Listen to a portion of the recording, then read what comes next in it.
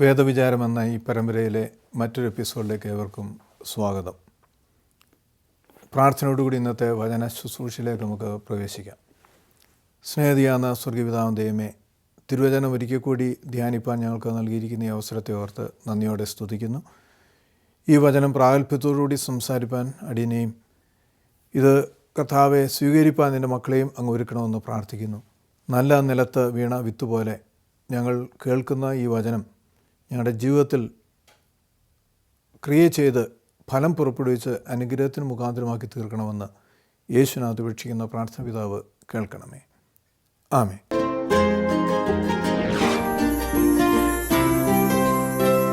ഇന്ന് നമ്മുടെ ചിന്തയ്ക്കായി മീഖ പ്രവചനം 6-ാം അധ്യായം 6-ാമത്തെ തിരുവചനം. Prophecy of Micah chapter 6 verse 6. ഞാൻ യഹോവയുടെ സന്നിധിയിൽ ചെന്ന് അത്യുന്നതനായ ദൈവത്തിൻ്റെ മുമ്പാകെ കുമ്പിടുമ്പോൾ ഞാൻ എന്താണ് കൊണ്ടുവരേണ്ടത്? ഞാൻ ഹോമയാഗങ്ങളോടും 1 വയസ്സ് പ്രായമുള്ള കാളക്കിടാക്കളോടും കൂടെ അവൻ്റെ സന്നിധിയിൽ ചെല്ലണമോ? ത്രിയേക ദൈവത്തിൻ്റെ തിരുനാമത്തിന് മഹത്വം ഉണ്ടാകട്ടെ. കർത്താവിൽ പ്രിയ സഹോദരങ്ങളെ, ദൈവത്തിൻ്റെ സന്നിധിയിൽ കടന്നു ചെല്ലുമ്പോൾ നാം നേർച്ചകൾ നടത്താറുണ്ട്.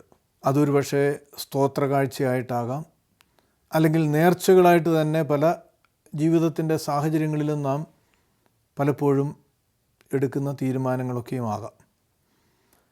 ഇത് നാം ചെയ്യുന്നത് ഒരു ഉദ്ദേശത്തോടു കൂടിയാണ്. ദൈവത്തിൽ നിന്ന് അനുഗ്രഹങ്ങൾ ലഭിക്കണം എന്നുള്ള ആഗ്രഹത്തോടു കൂടിയാണ് നാം നേർച്ചകൾ നേരുന്നത്, കൊടുക്കുന്നത്. അത് ക്രൈസ്തവർ മാത്രമല്ല, മറ്റ് മതങ്ങളിലുള്ളവരും നേർച്ച നേരുന്നതായും പ്രവർത്തിക്കുന്നതായിട്ട് നമുക്ക് കാണുവാൻ കഴിയും. നമുക്കറിയാം, അയ്യപ്പന്മാർ ശബരിമലയ്ക്ക് പോകുമ്പോൾ നേർച്ച എടുത്ത് ചില ദിവസങ്ങൾ അതിനുവേണ്ടി ഒരുങ്ങി നേർച്ചയുമായിട്ട് അവർ കടന്നുപോയി അവിടെ കടന്നു ചെന്ന് തേങ്ങയൊക്കെയും പൊട്ടിക്കുന്ന സാഹചര്യം നമുക്കറിയാം. അല്ലെങ്കിൽ തല ക്ഷൗരം ചെയ്യുന്ന, മുണ്ടനം ചെയ്യുന്ന പളനി പോലെയുള്ള സ്ഥലങ്ങളിലേക്ക് പോകുന്ന ഹൈന്ദവ വിശ്വാസത്തിൽ നേർച്ചയെക്കുറിച്ച് നമുക്ക് കാണുവാനായിട്ട് കഴിയും. അത് മുസ്ലിങ്ങളായിരുന്നാലും മറ്റ് മതങ്ങളിലുള്ളവരായിരുന്നാലും നേർച്ചകൾ നേരുന്നത് ദൈവത്തിൽ നിന്ന് അനുഗ്രഹങ്ങൾ അല്ലെങ്കിൽ ദൈവത്തെ പ്രസാദിപ്പിക്കുവാനാണ് എന്ന് നമുക്ക് മനസ്സിലാക്കുവാനായിട്ട് കഴിയും. എന്നാൽ ഇവിടെ തിരുവചനത്തിൽ നാം വായിക്കുകയാണ്, ഞാൻ യഹോവയുടെ സന്നിധിയിൽ ചെന്ന് അത്യുന്നതനായ ദൈവത്തിൻ്റെ മുമ്പാകെ കുമ്പിടുമ്പോൾ ഞാൻ എന്താണ് കൊണ്ടുവരേണ്ടത്? ഞാൻ ഹോമയാഗങ്ങളോടും 1 വയസ്സ് പ്രായമുള്ള കാളക്കിടാങ്ങളോടും കൂടി അവൻ്റെ സന്നിധിയിൽ ചെല്ലണമോ?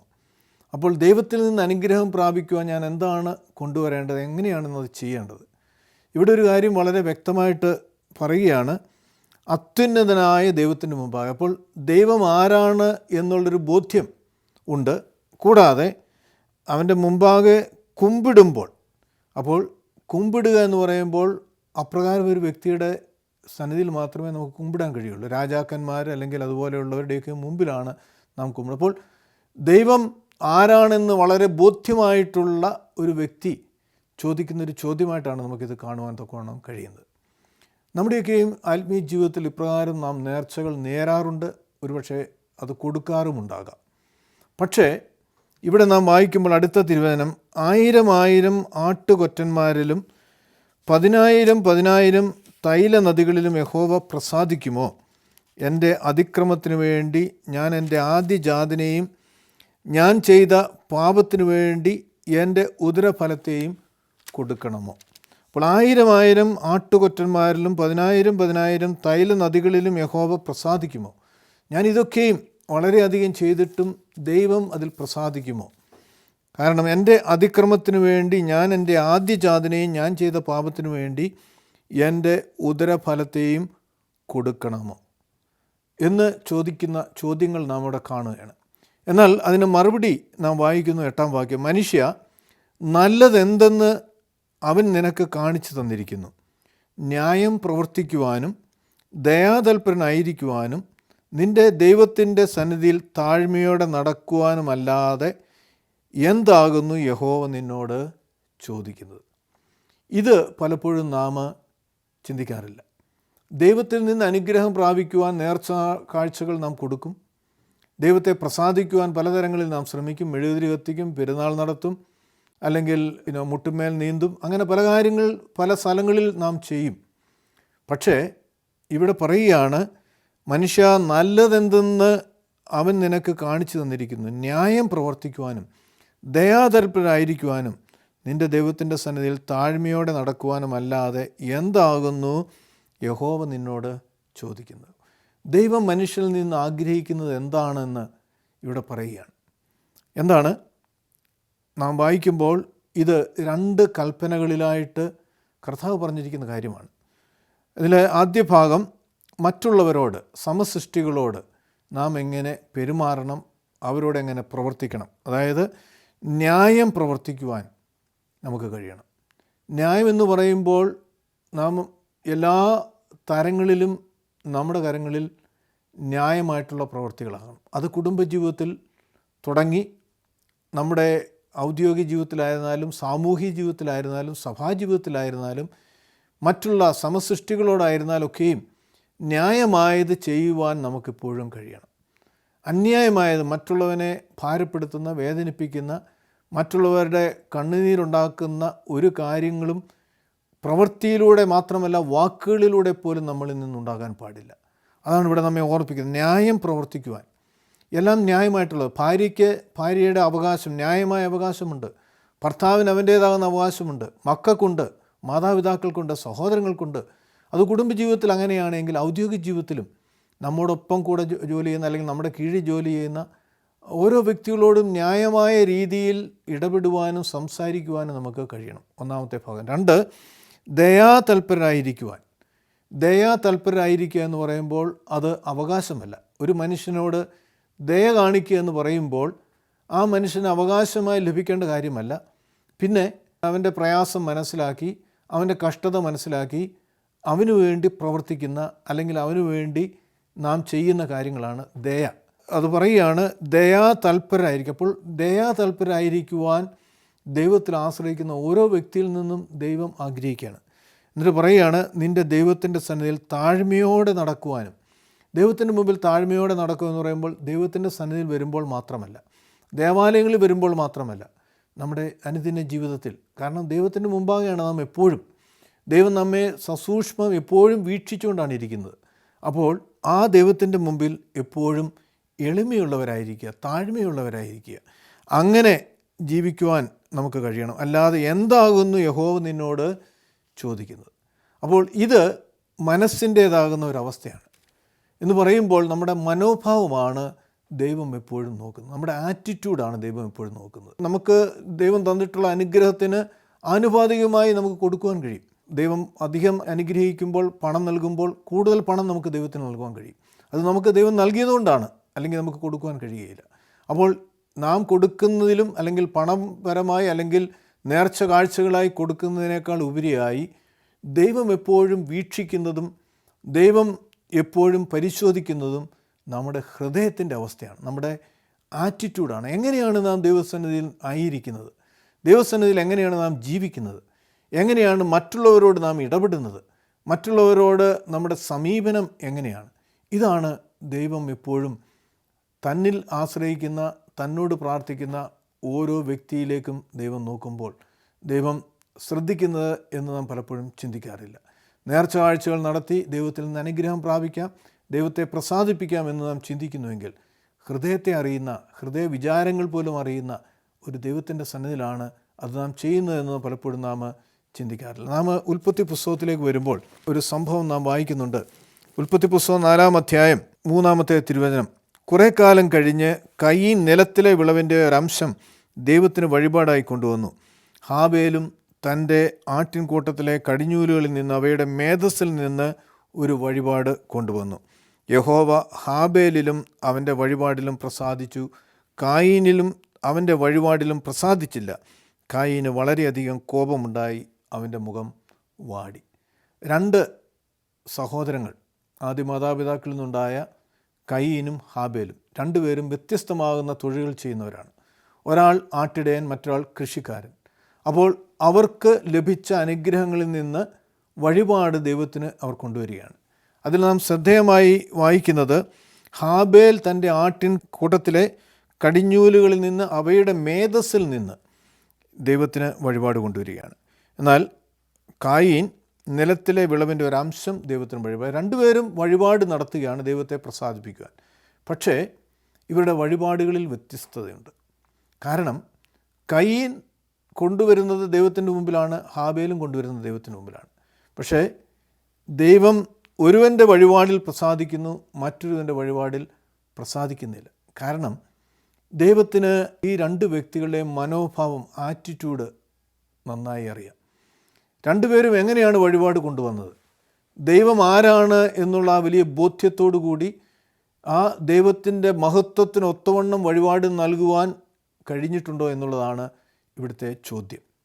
ഹാബേൽ അങ്ങനെ തൻ്റെ ലഭിച്ച അനുഗ്രഹങ്ങളുടെ മേധസ്സിൽ നിന്ന് അവൻ വഴിപാട് കൊണ്ടുവരുമ്പോൾ, കായീന് അവന് ലഭിച്ച അനുഗ്രഹത്തിൻ്റെ ഒരംശം ദൈവത്തിന് വഴിപാടായിട്ട് കൊണ്ടുവരികയാണ്. അപ്പോൾ ആ വഴിപാടിൽ ദൈവത്തിന് പ്രസാദിക്കുവാൻ കഴിയുന്നില്ല. എന്തെങ്കിലും ദൈവത്തിന് കൊടുത്ത് ദൈവത്തെ പ്രസാദിപ്പിക്കുവാൻ ശ്രമിക്കുന്നവരാണെന്ന് നാം ഓരോരുത്തരും. ദൈവം ആരാണ്? രാജാതി രാജാവും സകലത്തിൻ്റെയും ഉടയവനും സകലത്തെയും സൃഷ്ടിച്ചവനും ആകുന്ന ദൈവത്തിൻ്റെ സന്നിധിയിൽ നാം ചെല്ലുമ്പോൾ എങ്ങനെ നാം പോകണം, എങ്ങനെ ആ ദൈവത്തെ നാം കാണണം, എങ്ങനെ ആരാധിക്കണം എന്നൊക്കെയും തിരുവചനം പഠിക്കുമ്പോൾ നമുക്ക് കാണുവാൻ കഴിയും. അനേകരുടെ അനുഗ്രഹത്തിൻ്റെ ഉറവിടം അവരുടെ മനോഭാവമായിരുന്നു. ദൈവത്തെ അപ്രകാരം അവർ കണ്ടതുകൊണ്ടാണ്, ദൈവത്തിനു വേണ്ടി അപ്രകാരം അവർ സമർപ്പിച്ചതുകൊണ്ടാണ്, ദൈവത്തിനു വേണ്ടി അപ്രകാരം അവർ കൊടുത്തതുകൊണ്ടാണ് എന്ന് നമുക്ക് കാണാൻ കഴിയും. ഇന്ന് പലപ്പോഴും ദേവാലയങ്ങളിൽ പോകുമ്പോൾ പോലും ഒരു നേർച്ച അല്ലെങ്കിൽ കാഴ്ചയിടുവാൻ തക്കവണ്ണം ഇന്ന് വൈമുഖ്യമാണ്. പലപ്പോഴും നമ്മുടെ പോക്കറ്റിലുള്ളതിൽ ഏറ്റവും കുറഞ്ഞ തുക നാം ഇടുവാനായിട്ട് ശ്രമിക്കുന്നവരാണ്. ഇതാർക്കാണ് കൊടുക്കുന്നത്? ഇത് ആ ദേവാലയത്തിൽ ജോലി ചെയ്യുന്നവരല്ല, പിന്നെയോ ദൈവത്തിന് നാം കൊടുക്കുന്ന കാഴ്ചയാണ്, നേർച്ചയാണ്. അതെങ്ങനെയായിരിക്കണമെന്ന് തിരുവചനം നമ്മെ ഇവിടെ ഓർമ്മിപ്പിക്കുകയാണ്. കയീൻ്റെ ജീവിതം, കയീൻ്റെ വഴിപാടിൽ ദൈവം പ്രസാദിക്കുന്നില്ല എന്ന് പറഞ്ഞ് അവനെ ഉടനെ ദൈവം ശിക്ഷിക്കുന്നില്ല. അത് നാം മനസ്സിലാക്കുക. എന്നിട്ട് എന്താണ് സംഭവിക്കുന്നത്? ദൈവം പറയുകയാണ്, യഹോവ കായീനോട്, നീ കോപിക്കുന്നത് എന്തിന്? എന്തുകൊണ്ട് നിൻ്റെ മുഖം മ്ലാനമായിരിക്കും? അപ്പോൾ കായീന് കോപമായി. കാരണം ഹാബേലിൻ്റെ വഴിപാടിൽ ദൈവം പ്രസാദിച്ചു. അപ്പോൾ ഹാബേലിനോട് അസൂയ ഉണ്ടാകുകയാണ്. ഇവൻ്റെ വഴിപാടിൽ, അവൻ എൻ്റെ ഇളയ സഹോദരനാണ്, അവൻ്റെ വഴിപാടിൽ ദൈവം പ്രസാദിച്ചു, എൻ്റെ വഴിപാടിൽ പ്രസാദിച്ചില്ല. അപ്പോൾ അവൻ അസൂയ ഉണ്ടാകുകയാണ്. അപ്പോൾ ദൈവം പറയുകയാണ്, നീ നല്ലത് ചെയ്യുന്നുവെങ്കിൽ നീ സ്വീകരിക്കപ്പെടുകയില്ലയോ? നീ നല്ലത് ചെയ്യുന്നില്ലെങ്കിലോ പാപം വാതിക്കൽ കിടക്കുന്നു, അതിൻ്റെ ആഗ്രഹം നിന്നോടാകുന്നു, നീ അതിനെ കീഴടക്കണം എന്ന് പറഞ്ഞു. അപ്പോൾ കായീനോട് ദൈവം പറയുകയാണ്, നീ നല്ലത് ചെയ്തിരുന്നുവെങ്കിൽ സ്വീകരിക്കപ്പെടുകയുള്ളൂ. നീ ചെയ്തു, പക്ഷേ നീ നല്ലതല്ല ചെയ്തത്. ദൈവത്തിന് കൊടുത്ത വഴിപാട് ദൈവത്തിൻ്റെ മഹത്വത്തിനൊത്തവണ്ണം നിനക്ക് കൊടുക്കുവാൻ കഴിഞ്ഞില്ല. ദൈവത്തിന് ഈ വഴിപാട് കൊണ്ട് പ്രത്യേകിച്ച് കാര്യമൊന്നുമില്ല. പക്ഷേ ആ മനോഭാവം ദൈവത്തിന് ഇഷ്ടമായില്ല. കാരണം ഇവർക്ക് രണ്ടുപേർക്കും വ്യക്തമായി അറിയാം എങ്ങനെ ചെയ്യണം. കാരണം ദൈവം ഓരോ കാര്യങ്ങളിലും ഒരു ഗൈഡ് ലൈൻസ് ഒരുപക്ഷെ നൽകിയിട്ടുണ്ടാകും. ആ മനോഭാവം എപ്പോഴും ദൈവം വീക്ഷിക്കുകയാണ്. അപ്പോൾ ദൈവത്തിൻ്റെ സന്നിധിയിലേക്ക് ഞാനും നിങ്ങളും കടന്നു വരുമ്പോൾ, അത് കൊടുക്കുന്ന കാര്യമായിരുന്നാലും ആരാധിക്കുന്ന കാര്യമായിരുന്നാലും എന്തായിരുന്നാലും, നമ്മുടെ മനോഭാവം ദൈവം വളരെ സസൂക്ഷ്മയോടുകൂടി വീക്ഷിക്കുകയാണ്. നാം എങ്ങനെയാണ് ദൈവത്തിൻ്റെ സന്നിധി കടന്നു വരുന്നത്? അലംഭാവത്തോടു കൂടി, അല്ലെങ്കിൽ ഒരു ശുശ്രൂഷ അല്ലെങ്കിൽ ഒരു ആരാധന ആരംഭിച്ച് നാം ഒരു കടമയ്ക്ക് വേണ്ടി കടന്നു വന്ന് അവിടെ വന്ന് ഇരുന്ന് കേട്ടിട്ട് എഴുന്നേറ്റ് പോകുന്ന, അല്ലെങ്കിൽ ഒരു തിയേറ്ററിൽ പോയി സിനിമ കാണുന്ന രീതിയിൽ പോയി ആരാധനകളിൽ സംബന്ധിച്ച് മടങ്ങിപ്പോകുന്ന സാഹചര്യമാണോ? അതുകൊണ്ടൊരു പ്രയോജനവുമില്ല. മാത്രമല്ല അത് ദൈവത്തെ എപ്പോഴും ദുഃഖിപ്പിക്കും. ദൈവത്തിൻ്റെ സന്നിധി നാം വരുമ്പോൾ എങ്ങനെ നാം വരണം? നാം ഒരുക്കം അതിനുണ്ടാകണം. നമുക്കറിയാം, നാം ഒരു പ്രധാന വ്യക്തിയെ കാണുവാൻ പോകുമ്പോൾ നാം എങ്ങനെയാണ്? നാം ഒരു അലസതയോടുകൂടി സമയനിഷ്ഠയില്ലാതെ ഒരിക്കലും ആ വ്യക്തിയെ കാണുവാൻ പോകാറില്ല. മത നേതാവായിരുന്നാലും രാഷ്ട്രീയ നേതാവായിരുന്നാലും സമൂഹത്തിൽ വലിയ സ്ഥാനമുള്ളൊരു വ്യക്തിയായിരുന്നാലും ആ വ്യക്തിയെ നമുക്ക് കാണുവാനൊരവസരം ലഭിച്ചാൽ അതിന് നാം ഒരു ഒരുക്കമുണ്ട്. ആ വ്യക്തിയുടെ അടുത്ത് ചെല്ലുവാൻ നാം നല്ല വസ്ത്രം ധരിച്ച് വളരെ അച്ചടക്കത്തോടുകൂടി സമയത്തിന് മുമ്പേ അവിടെ എത്തുവാനും അദ്ദേഹത്തെ കാണുവാനും നാം ശ്രമിക്കും. അപ്പോൾ നാം ഈ ദേവാലയങ്ങളിലേക്കൊക്കെയും കടന്നു പോകുമ്പോൾ ആരുടെ സന്നിധിയിലേക്കാണ് കടന്നു പോകുന്നത്? നാം ചിന്തിക്കാറില്ല. ദൈവം എന്ന് പറയുമ്പോൾ രാജാതി രാജാവാണ്. ആ ദൈവത്തിൻ്റെ സന്നിധിയിലേക്ക് നമുക്ക് കടന്നു ചെല്ലുമ്പോൾ സമയനിഷ്ഠയുണ്ടാകണം. നാം കടന്നു പോകുന്നതിന് തന്നെ ദൈവത്തിന് ഏറ്റവും പ്രസാദകരമായി തരണം. അതിനൊരു ഒരുക്കം നമുക്ക് ശാരീരികമായും മാനസികമായും ഒരു ഒരുക്കം നമുക്കുണ്ടാകണം. അതാണ് ദൈവം എപ്പോഴും വീക്ഷിക്കുന്നത്. നാം എങ്ങനെയാണ് ദൈവത്തിൻ്റെ സന്നിധി വരുന്നത്? നമ്മുടെ മനോഭാവം അല്ലെങ്കിൽ നമ്മുടെ ആറ്റിറ്റ്യൂഡ് ദൈവം എപ്പോഴും വീക്ഷിക്കുന്നുണ്ട് എന്ന് തിരുവചനം നമ്മെ പഠിപ്പിക്കുകയാണ്. അപ്പോൾ ഇവിടെ കായീൻ കോപിക്കുമ്പോൾ കായീനെ ദൈവം ശിക്ഷിക്കുന്നില്ല ഉടനെ. നമുക്കറിയാം, കായീനോട് പറയുകയാണ്, പാപം നിൻ്റെ വാതിക്കൽ കിടക്കുന്നു, അതിൻ്റെ ആഗ്രഹം നിന്നോടാകുന്നു. എന്താണ് കായീനുള്ള പാപം? ഒന്ന്, ദൈവത്തെ ദൈവമായിട്ട് അംഗീകരിച്ച് അതുപോലെ ദൈവത്തിന് നേർച്ച കൊടുക്കുവാനായിട്ട് കായീന് കഴിയുന്നില്ല. രണ്ട്, ഹാബേലിനോടുള്ള അവൻ്റെ അസൂയ, അവൻ്റെ വൈരാഗ്യം, അവൻ്റെ കോപം, അത് വലിയ പാപമായി നിൽക്കുകയാണ്. ദൈവം പറയുകയാണ്, പാപം നിൻ്റെ വാതിക്കൽ കിടക്കുന്നു, അതിനെ നീ കീഴടക്കണം. അപ്പോൾ ഇത് പറയുമ്പോൾ കായീന് അത് അംഗീകരിക്കുവാൻ തൊക്കോണം കഴിയുന്നില്ല, അത് അനുസരിക്കുവാൻ കഴിയുന്നില്ല. ആ തെറ്റെന്തെന്ന് അവന് ബോധ്യപ്പെടുത്തി കൊടുത്തിട്ടും അതിനെ തിരുത്തുവാൻ അവന് കഴിയുന്നില്ല. അതിൻ്റെ ഫലമായിട്ട് അനുജനെ വയലിലേക്ക് കൊണ്ടുപോയി അവനെ കൊല്ലുന്നതായിട്ട് നമുക്ക് കാണുവാൻ തൊക്കോണം കഴിയും. കർത്താവിൽ പ്രിയ സഹോദരങ്ങളെ, പലപ്പോഴും നമ്മുടെയൊക്കെയും ജീവിതത്തിൽ ഇപ്രകാരമാണോ എന്ന് പരിശോധിക്കണം. ദൈവത്തിൻ്റെ സന്നിധിയിൽ കടന്നു വരുമ്പോൾ ഹൃദയേന്ദ്രിയങ്ങളെ അറിയുന്ന ഒരു ദൈവത്തിൻ്റെ സന്നിധിയിലാണ് നാം കടന്നു പോകാറുള്ളത്. അവിടെ ദൈവത്തെ നാം എങ്ങനെയാണ് കാണുന്നത്? ദൈവത്തിൻ്റെ സന്നിധിയിൽ നാം പോകുമ്പോൾ അത് ഏറ്റവും പ്രധാനപ്പെട്ട, നമ്മുടെ ജീവിതത്തിൽ ഏറ്റവും പ്രധാനപ്പെട്ട ഒരു വ്യക്തിയുടെ അടുത്തേക്കാണ് നാം കടന്നു ചെല്ലാറുള്ളത്. അത് പ്രാർത്ഥിക്കുവാനായിരുന്നാലും, ആരാധനകൾ, വിശുദ്ധ ബലികളിൽ സംബന്ധിക്കുവാനായിരുന്നാലും, അതിന് സമയത്തിന് മുമ്പേ അവിടെ എത്തുവാനും നാം ഒരുക്കത്തോടുകൂടി കടന്നു പോയാൽ നമ്മുടെ വസ്ത്രധാരണം പോലും അത് ദൈവത്തിൻ്റെ സന്നിധിയിലാണ് കടന്നു വരുന്നുള്ളൊരു ബോധ്യം നമുക്കുണ്ടാണ്. അലസമായി നാം കടന്നു ചെല്ലാതെ അവിടെ കടന്നു ചെല്ലുമ്പോൾ ദൈവം എന്ന് പറയുമ്പോൾ വ്യക്തിയായി നാം ഒരുപക്ഷെ അവിടെ ദൈവത്തെ കാണുന്നില്ല എങ്കിൽ പോലും ഹൃദയത്തെ അറിയുന്ന, നമ്മുടെ അവസ്ഥയെ അറിയുന്ന ഒരു ദൈവത്തിൻ്റെ സന്നിധിയിലാണ് നാം കടന്നു ചെല്ലുന്നത്. അതുകൊണ്ട് അപ്രകാരം ഒരു ഒരുക്കം എപ്പോഴും നമ്മുടെ ജീവിതത്തിലുണ്ടാകുമ്പോഴാണ് ദൈവം നമ്മുടെ ആരാധനകളിൽ പ്രസാദിക്കുന്നത്, ദൈവം നമ്മുടെ നേർച്ച കാഴ്ചകളിൽ പ്രസാദിക്കുന്നത്, ദൈവം നാം ചെയ്യുന്ന ഓരോ പ്രവൃത്തികളിലും ദൈവം പ്രസാദിക്കുന്നത് എന്ന് നമുക്ക് കാണുവാനായിട്ട് കഴിയും. യാക്കോസ്ലിഹ പറയുന്നുണ്ട്, യാക്കോസ്ലിഹയുടെ ലേഖനം 1-ാം അധ്യായത്തിൻ്റെ 15-ാമത്തെ തിരുവചനത്തിൽ നാം വായിക്കുകയാണ്, മോഹം ഗർഭം ധരിച്ച് പാപത്തെ പ്രസവിക്കുന്നു, പാപം പൂർണ്ണ വളർച്ച പ്രാപിക്കുമ്പോൾ മരണത്തെ ജനിപ്പിക്കുന്നു. മോഹം ഗർഭം ധരിച്ച് പാപത്തെ പ്രസവിക്കുന്നു. നമ്മളിൽ ഒരു ആഗ്രഹം ഉണ്ടായി, ആ ആഗ്രഹം പൂർണ്ണമാക്കുവാൻ തൊക്കവണ്ണം കുറേ സമയം എടുക്കും. പെട്ടെന്ന് നാം ആഗ്രഹിക്കുന്നൊരു കാര്യം അത് പ്രാവർത്തികമാക്കുകയില്ല. അപ്പോൾ ഇവിടെ പറയുകയാണ്, മോഹം ഗർഭം ധരിച്ച് പാപത്തെ പ്രസവിക്കും. ഒരു ഗർഭധാരണം കഴിഞ്ഞാൽ അത് പ്രസവത്തിനൊരു കാലപരിധിയുണ്ട്. മനുഷ്യനായിരുന്നാലും മൃഗങ്ങളായിരുന്നാലും പക്ഷികളായിരുന്നാലും അതിനൊരു സമയമുണ്ട്. ആ സമയം, ആ കാലപരിധി എന്താണ്? ആ മോഹം നമ്മുടെ മനസ്സിൽ കൊണ്ട് നടക്കുകയാണ്. ആ മോഹത്തെ നമുക്ക് അതിജീവിച്ച് തെറ്റാണെന്ന് മനസ്സിലാക്കി തിരുത്തുവാൻ കഴിയുന്നില്ലെങ്കിൽ എന്താണത്? ഗർഭധാരണം നടന്നു കഴിഞ്ഞാൽ അത് പ്രസവം നടക്കും. എന്ന് പറഞ്ഞതുപോലെ പാപത്തെ അത് പ്രസവിക്കും. അപ്പോൾ അത് പാപം പ്രസവിക്കുവാനുള്ളൊരു മുഖാന്തരമായി തീരും നമ്മളിലുണ്ടാകുന്ന മോഹം. അതാണ് കായീനോട് ദൈവം പറയുന്നത്, പാപം നിൻ്റെ വാതിക്കൽ കിടക്കുന്നു, നീ അതിനെ കീഴടക്കണം. അപ്പോൾ ഈ ലോകത്തിൽ ജീവിക്കുമ്പോൾ പലതരങ്ങളിലുള്ള മോഹങ്ങൾ, ദൈവഹിതമല്ലാതെ നാം സമ്പാദിക്കുവാനും നേടുവാനുമുള്ള മോഹങ്ങൾ നമ്മളിൽ ഉണ്ടാകുമ്പോൾ അത് നമ്മുടെ മനസ്സിൽ താലോലിച്ച് വെച്ച് തെറ്റാണെന്ന് നമ്മെ ബോധ്യപ്പെടുത്തിയിട്ടും തെറ്റ് തിരുത്തുവാൻ കഴിയാതെ മുമ്പോട്ട് പോകുമ്പോൾ അത് പാപമായി പുറത്ത് കടന്നു വരും.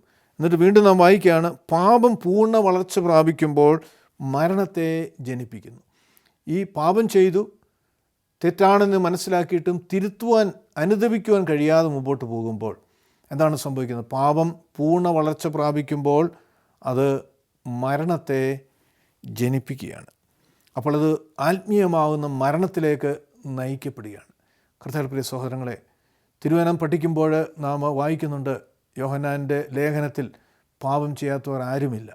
പാപം ചെയ്തിട്ടില്ല എന്ന് പറയുന്നെങ്കിൽ നാം വ്യാജം പറയുന്നു. അപ്പോൾ മാനുഷികമായി പാപം നമ്മളിൽ ഒരുപക്ഷെ ഉണ്ടായിട്ടുണ്ടാകാം.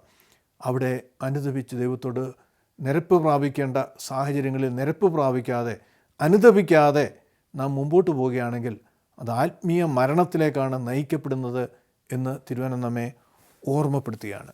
പലപ്പോഴും നമ്മുടെ ജീവിതത്തിൽ ദൈവം അവസരങ്ങൾ ഓരോ വ്യക്തിയുടെയും ജീവിതത്തിൽ നൽകും.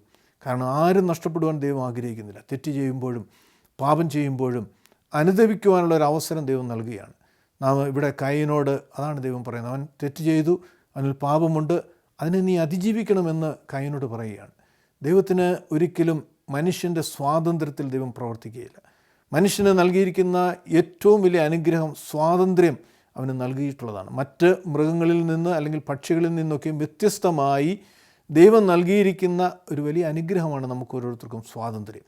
ആ സ്വാതന്ത്ര്യത്തിൽ ദൈവം കൈകടത്തുകയുള്ള സ്വാതന്ത്ര്യത്തെ, അല്ലെങ്കിൽ നമ്മുടെ സ്വാതന്ത്ര്യത്തിൽ ദൈവം കൈകടത്തുകയാണെങ്കിൽ പിന്നെ മനുഷ്യനെന്ന് നമുക്ക് പറയാൻ കഴിയും.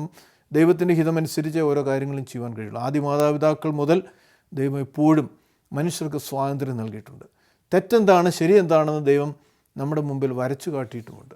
അപ്പോൾ തെറ്റ് ഉപേക്ഷിക്കുവാനും ശരി തിരഞ്ഞെടുക്കുവാനുള്ള സ്വാതന്ത്ര്യം ദൈവം നമുക്ക് നൽകിയിരിക്കുമ്പോൾ ആ അവസരങ്ങൾ ദൈവം ഇപ്പോഴും നമുക്ക് നൽകും. തെറ്റ് ചെയ്താൽ പോലും തിരുത്തുവാനുള്ള അവസരം ദൈവം തരും. അനുദപിക്കുവാനുള്ള അവസരം ദൈവം നമുക്ക് തരും.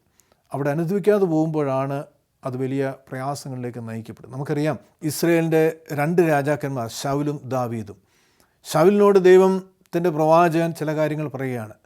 നീ അവിടെ ചെന്ന് ആഗാഗിനെയും അവിടുത്തെ രാജ്യങ്ങളെയും മുഴുവനും നശിപ്പിക്കുക, രാജാവിനെയും എല്ലാവിധത്തിനെയും നശിപ്പിക്കുവാൻ പറയുമ്പോൾ ശൗല് ജനം പറഞ്ഞതനുസരിച്ച് അതിലെ കൊഴുത്ത മൃഗങ്ങളെയൊക്കെയുമായിട്ട് പിടിച്ചുകൊണ്ട് വരികയാണ്.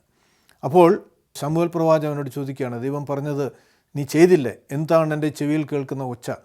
മൃഗങ്ങളുടെ ശബ്ദം കേൾക്കുന്നുവല്ലെന്ന് പറയുമ്പോൾ അത് മനുഷ്യർ എന്നോട് പറഞ്ഞു, ഞാൻ അപ്രകാരം ചെയ്തു. അപ്പോൾ ദൈവം കൽപ്പിച്ചത് അവൻ അനുസരിക്കുന്നില്ല. എന്നിട്ട് അതിന് എക്സ്ക്യൂസ് കണ്ടുപിടിക്കുന്ന ശൗലിനെ നമുക്കവിടെ കാണുകയാണ്. മറ്റുള്ളവരിലേക്ക് പഴിചാരി അവിടെ നിന്ന് രക്ഷപ്പെടുവാൻ ശ്രമിക്കുന്ന ശൗലിനെ നമുക്കവിടെ കാണുക. ആദ്യ മാതാപിതാക്കളും അങ്ങനെ തന്നെയാണ് ചെയ്തത്.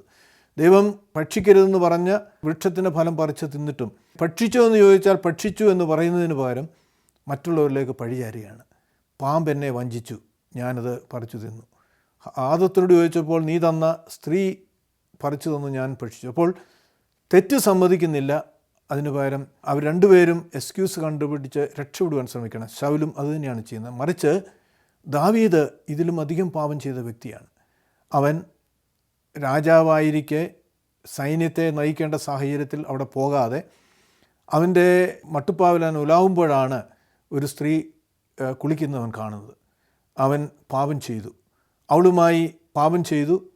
മാത്രമല്ല അവളുടെ ഭർത്താവിനെ ചതിയിൽ കൊന്നു. അങ്ങനെ അത് മറച്ചു വയ്ക്കുവാൻ ശ്രമിച്ചു. അങ്ങനെ പല കാര്യങ്ങൾ ദാവീദ് അവിടെ ചെയ്യുമ്പോൾ ദൈവത്തിൻ്റെ പ്രവാചകനാകുന്ന നാഥാൻ അവൻ്റെ സന്നിധി കടന്നു നിന്നിട്ട് അവനോട് പറയുകയാണ്, ആ മനുഷ്യൻ നീയാണ് ഈ പാപം ചെയ്തതെന്ന് അവനോട് വിരൽ ചൂണ്ടുമ്പോൾ ദാവീദ് അനുദപിക്കുന്നതായിട്ട് നമുക്ക് കാണുകയാണ്. ദാവീദ് ആ പാപം ഏറ്റുപറയുകയാണ്. ശിക്ഷ അവന് നേരിടേണ്ടി വന്നു. അവൻ്റെ മകൻ നഷ്ടപ്പെട്ടു, കൊന്നു, അല്ലെങ്കിൽ അവന് മരിക്കേണ്ടി വന്നു. എന്നിട്ടും ദാവീദ് അനുദപിച്ചുകൊണ്ട് പിന്നീട് ഒരിക്കലും ദൈവത്തോട് അവൻ മറുതലിക്കുന്നതായിട്ട് നമുക്ക് കാണുവാൻ കഴിയുന്നില്ല. അപ്പോൾ നമ്മുടെയൊക്കെയും ആത്മീയ ജീവിതത്തിൽ തെറ്റുകൾ ചെയ്ത് നാം പാപത്തിൽ നിന്ന് ദൈവത്തിൽ നിന്ന് നാം അകന്ന് പോകുവാനുള്ള പാപങ്ങൾ ചെയ്യുമ്പോഴും ദൈവം അവസരങ്ങൾ തരും തിരുത്തുവാൻ. പക്ഷേ നാം അത് തിരുത്തുവാൻ നമുക്ക് കഴിയാതെ നാം പല പോംവഴികളും കണ്ടുപിടിച്ച് മുമ്പോട്ട് പോകുമ്പോൾ അത് വലിയ പ്രയാസങ്ങളിലേക്ക് നയിക്കപ്പെടും. നമുക്കറിയാം, പുതിയ നിയമത്തിൽ നാം അത് കാണുന്നുണ്ട്. 2 വ്യക്തികൾ, ഭാര്യയും ഭർത്താവും, പത്രോസിൻ്റെ അടുത്തേക്ക് കടന്നു വരികയാണ്. അവിടെ കടന്നു വന്നിട്ട് പത്രോസ് അവരോട് ചോദിക്കുകയാണ്, അനന്യാസും സഫീറയും. അപ്പോസ്തല പ്രവൃത്തികൾ 5-ാം അധ്യായത്തിൽ നാം വായിക്കുന്നുണ്ട്. എന്നാൽ അനന്യാസ് എന്നു പേരുള്ള ഒരു പുരുഷനും തൻ്റെ ഭാര്യയായ സഫീറയോടും കൂടെ ഒരു നിലം വിറ്റു.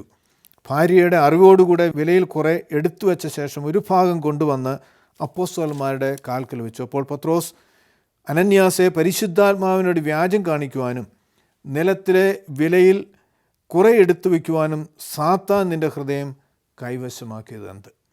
അപ്പോൾ അവൻ വിറ്റ സ്ഥലത്തിൻ്റെ ഒരു ഭാഗം മാത്രം കൊണ്ടുവന്ന് പറ്റിക്കുവാൻ തക്കവണ്ണം ശ്രമിക്കുകയാണ്. ആരും ആവശ്യപ്പെട്ടിട്ടല്ല.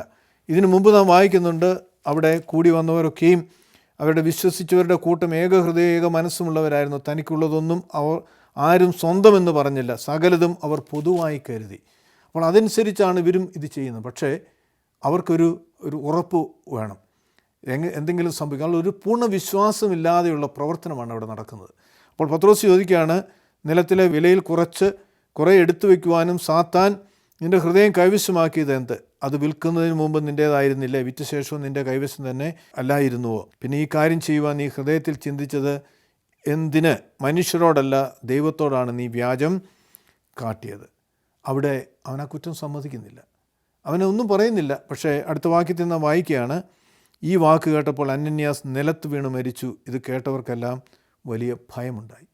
തുടർന്ന് തൻ്റെ ഭാര്യ അനന്യാസിൻ്റെ ഭാര്യ സഫീറയും വരികയാണ്. അപ്പോൾ സഫീറയോട് ഈ ചോദ്യം ചോദിക്കുകയാണ്, പത്രോസ് അവളോട് ഈ വിലയ്ക്കാണോ നിങ്ങൾ നിലം വിറ്റത് എന്ന് ചോദിച്ചു. അതെ, ഈ വിലയ്ക്ക് തന്നെ എന്നവൾ പറഞ്ഞു. അപ്പോൾ തെറ്റ് ചെയ്തിട്ട് നീ ഇത് ഈ വിലയ്ക്ക് തന്നെയാണോ വിറ്റതെന്ന് ചോദിക്കുമ്പോൾ കള്ളം പറയുകയാണ്. അപ്പോൾ പത്രോസ് പറയുകയാണ്, അപ്പോൾ പത്രോസ് അവളോട്, കർത്താവിൻ്റെ ആത്മാവിനെ പരീക്ഷിക്കുവാൻ നിങ്ങൾ ഒത്തുചേർന്നത് എന്തിന്? ഇതാ നിൻ്റെ ഭർത്താവിനെ അടക്കം ചെയ്തവർ വാതിക്കലുണ്ട്, അവർ നിന്നെയും പുറത്തു കൊണ്ടുപോകുമെന്ന് പറഞ്ഞു. ഉടനെ അവൾ അവൻ്റെ കാൽക്കൽ വീണ് മരിച്ചു. അപ്പോൾ എപ്പോഴും ദൈവത്തിൻ്റെ സന്നിധിയിൽ നാം വരുമ്പോൾ ഒരു തുറന്ന മനസ്സോടുകൂടി നമുക്ക് വരുവാൻ തക്കോണം കഴിയണം. ദൈവം ആരാണ്? ദൈവം നമ്മുടെ ഹൃദയങ്ങളെ അറിയുന്ന ദൈവമാണ്. അവൻ്റെ മുമ്പിൽ ഒന്നും മറഞ്ഞിരിപ്പില്ല. സകലതും നഗ്നവും അഗോചരവും അത്ര എന്ന് തിരുവചനം നമ്മെ പഠിപ്പിക്കുകയാണ്.